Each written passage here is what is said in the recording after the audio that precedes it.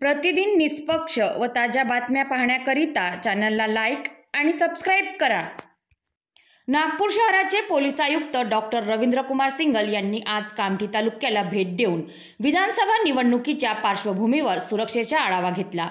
मतदानाला केवळ काही तास शिल्लक असल्याने तालुक्यात शांतता व सुव्यवस्था कायम राहण्यासाठी पोलीस यंत्रणा सुसज्ज ठेवण्याच्या दृष्टीने त्यांनी विविध मतदान केंद्रांची पाहणी केली। कामठी येथील संवेदनशील आणि मिश्र वस्ती भागांमध्ये आरसीपी पथक व पोलीस अधिकारी अंमलदारांसह पायदळ पेट्रोलिंग करून परिस्थितीचे प्रत्यक्ष निरीक्षण केले। औद्योगिक प्रशिक्षण संस्था येथे स्थापन करण्यात आलेल्या ईव्हीएम वितरण केंद्राला भेट देऊन पोलीस आयुक्तांनी ईव्हीएम वितरण आणि बंदोबस्ताबाबत कामठी विभागाचे सहाय्यक पोलीस आयुक्त क्षीरसागर यांच्याकडून आढावा घेतला। कामठी मतदारसंघात 130 मतदान केंद्रे व 346 पोलिंग बूथ असून क्रिटिकल बूथ व स्पेशल बूथ आहेत।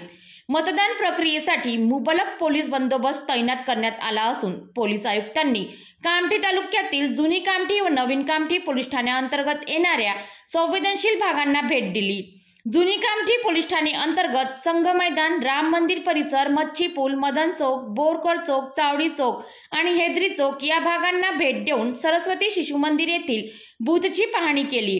नवीन कामठी पोलीस ठाणे अंतर्गत हाजी सेठ जुसूफ गणी गर्ल्स उर्दू प्रायमरी स्कूल आणि इस्माईलपुरा मोदी पडाव या भागांमध्ये आरसीपी पथकांसह पायदळ पेट्रोलिंग करून सुरक्षेचा आढावा घेतला।